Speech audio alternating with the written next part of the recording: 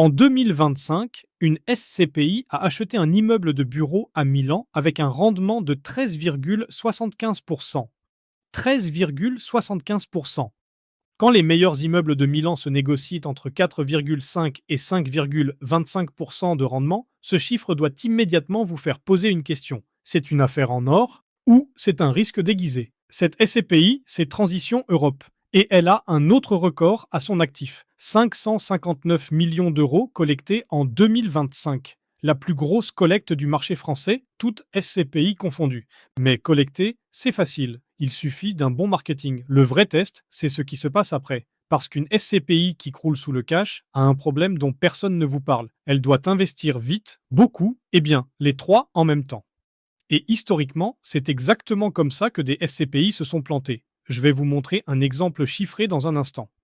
Alors j'ai vérifié, bulletins officiels en main, est-ce que Transition Europe digère sa collecte ou est-ce qu'elle commence à acheter n'importe quoi pour placer l'argent? La réponse à la fin de cette vidéo. D'abord, comprenons le mécanisme. Pourquoi est-ce qu'une collecte record peut devenir un piège? C'est simple. Quand vous souscrivez des parts, votre argent arrive sur le compte de la SCPI. Tant qu'il n'est pas investi dans des immeubles, il ne rapporte presque rien. Et pendant ce temps, il dilue le rendement de tous les associés. La société de gestion subit donc une pression énorme. Déployer le cash vite. Et c'est là que le cercle vicieux peut s'enclencher. Pour aller vite, on vise des gros deals. Pour faire des gros deals rapidement, on devient moins sélectif. Et on finit par acheter des actifs moyens, trop chers, juste pour placer l'argent.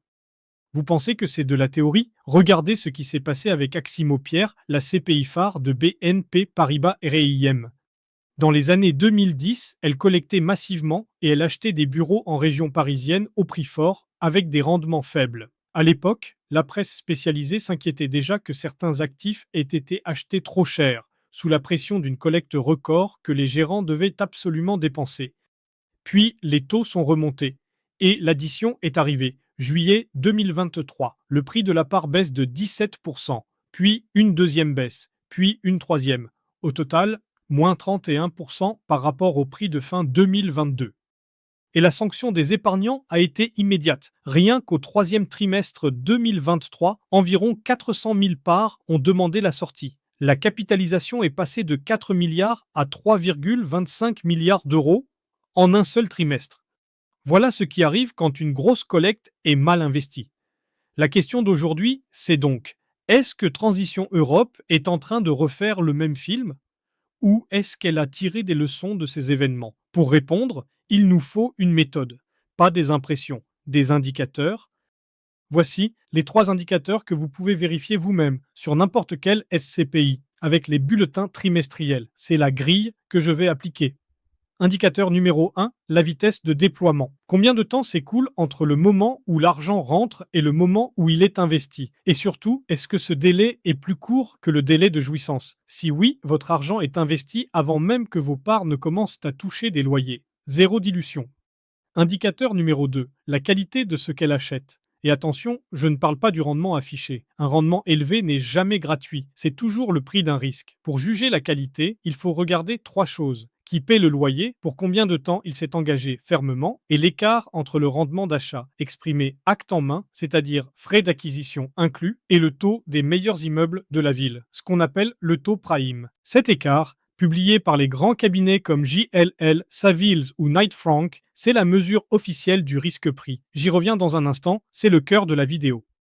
Indicateur numéro 3, la preuve par l'occupation. Ce qui a déjà été acheté est-il loué et les loyers sont-ils encaissés? C'est le contrôle qualité a posteriori. Avant d'appliquer cette grille, une seconde. Cette méthode d'analyse, vous ne la trouverez dans aucune plaquette commerciale et à ma connaissance, personne ne la déroule sur YouTube. Si ce niveau de détail vous est utile, abonnez-vous. Ça ne coûte rien et ça me dit que ce format vous intéresse pour que j'en fasse d'autres. Indicateur numéro 1, la vitesse. Les chiffres officiels d'abord. En 2025, Transition Europe a collecté 559 millions d'euros et elle a acquis 25 actifs pour environ 490 millions d'euros. Le rythme d'investissement suit le rythme de collecte. Mais le chiffre le plus important, c'est celui-ci. Le délai moyen d'investissement est d'environ 3 mois. Or, le délai de jouissance, c'est-à-dire le temps pendant lequel vos parts ne touchent pas encore de loyer, est de 5 mois. Traduction. Quand vous souscrivez, votre argent est en moyenne déjà investi dans des immeubles avant même que vous ne commenciez à percevoir des revenus. Les associés existants ne sont pas dilués. Sur la vitesse, voyant vert. Indicateur numéro 2, la qualité. C'est ici que ça devient intéressant. Prenons 4 acquisitions réelles et appliquons la grille. Qui paie, combien de temps et quel écart avec le taux prime. Premier deal. Milan, celui du début de la vidéo. 32 000 mètres carrés de bureaux dans le quartier de Crescenzago, acheté 50 et 1 million d'euros pour 7 millions d'euros de loyer annuel. Rendement 13,75%, acte en main. Une précision importante sur ce terme parce qu'il change tout. Acte en main, ça veut dire que les frais de notaire et les droits de mutation sont déjà inclus dans le prix. Ce rendement est donc calculé sur le coût total d'acquisition, pas sur un prix flatteur hors frais. C'est la façon honnête de présenter un rendement d'achat. En revanche, gardez en tête que c'est un rendement immobilier brut. Les frais de gestion de la SCPI et les éventuelles charges non récupérables viennent ensuite avant que ça n'arrive dans votre dividende. Le locataire maintenant, RCS Media Group. Et là, prenons 30 secondes, parce que c'est lui qui porte tout le deal. RCS, c'est Rizzoli Corriere della Sera, l'un des plus grands groupes de médias italiens. C'est l'éditeur du Corriere della Sera, le quotidien le plus lu d'Italie, fondé en 1876, et de la Gazzetta dello Sport. Le groupe plonge ses racines dans la maison d'édition fondée par Angelo Rizzoli en 1927. Il est coté à la bourse de Milan avec un chiffre d'affaires d'environ 800 millions d'euros par an, stable sur les 5 dernières années, et il est bénéficiaire. Et voici le détail qui change tout. Ces immeubles de Crescenzago, ce ne sont pas des bureaux anonymes, c'est le siège du groupe. L'adresse, c'est via Angelo Rizzoli, une rue qui porte littéralement le nom du fondateur. Un locataire quitte difficilement un siège historique qui porte son propre nom. Pour être complet, le point de vigilance, RCS, opère dans la presse, un secteur en transition structurelle, avec un chiffre d'affaires qui s'érode légèrement d'année en année. C'est une entreprise solide, dans un secteur qui ne l'est plus autant qu'avant. Ça fait aussi partie de l'équation du rendement. Le bail ferme restant, 8 ans. Maintenant, le taux prime à Milan, entre 4,5 et 5,25% selon JLL et Cushman et Wakefield. L'écart est donc d'environ 8 à 9 points. C'est énorme. Et cet écart vous dit la vérité que la plaquette ne dit pas. Ce n'est pas un immeuble prime, c'est un pari. Monolocataire, quartier périphérique et une vraie question sur la valeur de l'immeuble si le locataire part dans 8 ans. Mais voici l'autre face du pari. Avec 7 millions de loyers par an pendant 8 ans ferme, l'immeuble aura remboursé plus de la moitié de son prix d'achat rien qu'en loyer sécurisé. Si RCS reste, c'est une excellente opération. S'il part, c'est une autre histoire. Voilà le deal posé honnêtement. Deuxième deal à l'opposé du spectre, Stuttgart en Allemagne. Un immeuble appelé Porticon en plein centre-ville. 11 395 mètres carrés de bureaux, acheté 30,4 millions d'euros, rendement acte en main, 6,60%, publié noir sur blanc dans le bulletin. Le locataire, la Deutsche Bahn, l'opérateur ferroviaire public allemand. Difficile de trouver plus solide, et le détail qui compte, la Deutsche Bahn occupe cet immeuble depuis sa construction en 2002. Plus de 20 ans dans les murs, son engagement ferme restant 5,2 ans. Et le bulletin donne lui-même le point de comparaison. L'immeuble a été acheté à 6,60% alors que son expertise initiale le valorisait à 5,75%. Autrement dit, acheté en dessous de sa valeur d'expertise. Ici, pas de pari. Un locataire quasi public, 20 ans d'historique d'occupation et une décote à l'achat. C'est exactement l'inverse de Milan. Et le fait que la même SCEPI fasse les deux, c'est plutôt bon signe. Ça s'appelle doser les risques. Troisième deal, Gijón, en Espagne. Le premier hôtel de la CPI. 8200 mètres carrés en cœur de ville, 16 millions d'euros, exploité par B&B Hotels. Et l'élément clé, un bail de 15 ans ferme. 15 ans. Ici, la protection ne vient pas de l'emplacement de prestige, elle vient du contrat. Pendant 15 ans, quoi qu'il arrive sur le marché hôtelier espagnol, le loyer est dû. Quatrième deal, le plus récent, Cracovie en Pologne, début 2026. Brain Park A, 14 000 mètres carrés de bureaux dernière génération, certifié BREEAM Excellent, loué à 10 locataires différents, dont PepsiCo, EUIG et Medicover. Durée ferme moyenne des baux, 5,8 ans. Le taux prime des grandes villes régionales polonaises est d'environ 7,5% selon Knight Frank et les deux acquisitions du trimestre sont ressorties à 8,18% en moyenne. L'écart avec le prime est donc faible. On n'est pas sur un pari de rendement, on est sur un actif de bonne qualité dans un marché qui rapporte structurellement plus. Le vrai risque ici, c'est le marché polonais lui-même, où la vacance des bureaux régionaux reste élevée. La protection, 10 locataires au lieu d'un seul. Si l'un part, l'immeuble continue de vivre. Maintenant, prenons de la hauteur. Sur l'ensemble des acquisitions, la société de gestion annonce un rendement moyen à l'acquisition de 7,7% en 2024, 7,9% en 2025 et 8,18% début 2026. Autrement dit, malgré une collecte qui explose, la qualité déclarée des achats ne se dégrade pas. C'est précisément l'inverse du scénario Aximo-Pierre qui achetait à 4% au sommet du marché. Un point d'honnêteté. Ces moyennes sont déclarées par la société de gestion elle-même. Je n'ai aucune raison de penser qu'elles sont fausses. Les deals individuels que je viens de vous détailler les confirment, mais gardez en tête que c'est l'émetteur qui publie ses propres notes. Indicateur numéro 3. La preuve par l'occupation. Dernier contrôle. Est-ce que ce qui a été acheté fonctionne? Taux d'occupation financier, 98,5%. Taux de recouvrement des loyers, 99%. Le portefeuille compte 56 actifs dans 7 pays, plus de 300 locataires et une durée ferme moyenne des baux supérieure à 6 ans. Et tout ça avec 0% d'endettement.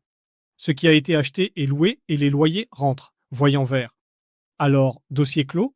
Pas tout à fait, et c'est la partie la plus importante de cette vidéo.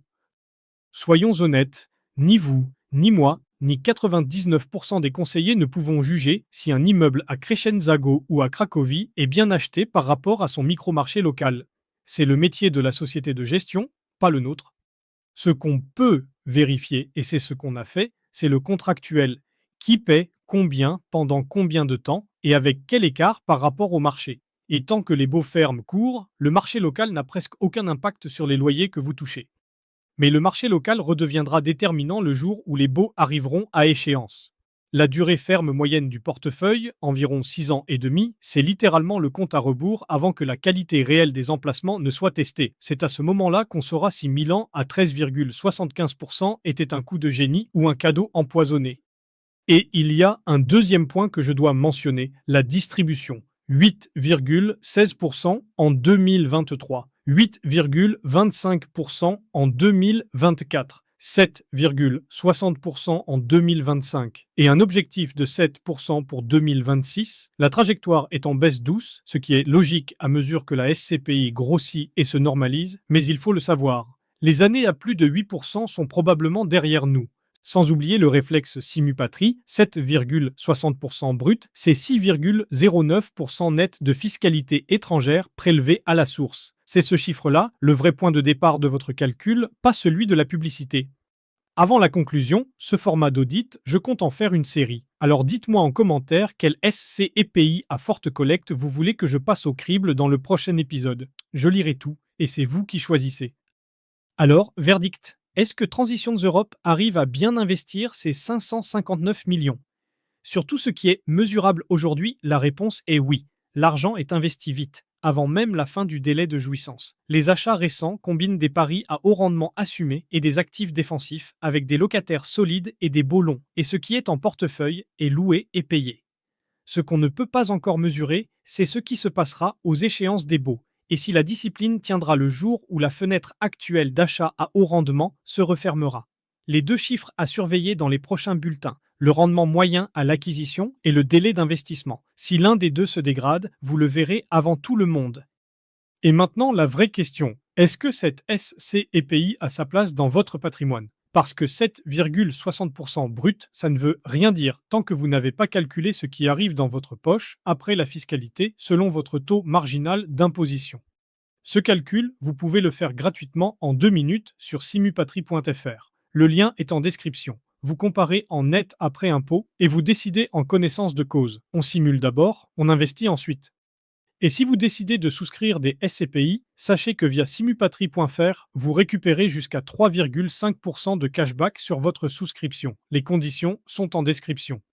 Un dernier rappel, parce que la transparence, c'est aussi ça. Les SCEPI présentent un risque de perte en capital, les revenus et la liquidité ne sont pas garantis et les performances passées ne préjugent pas des performances futures. Merci d'avoir regardé jusqu'au bout. La prochaine SCPI auditée, c'est vous qui la choisissez en commentaire. À mercredi prochain.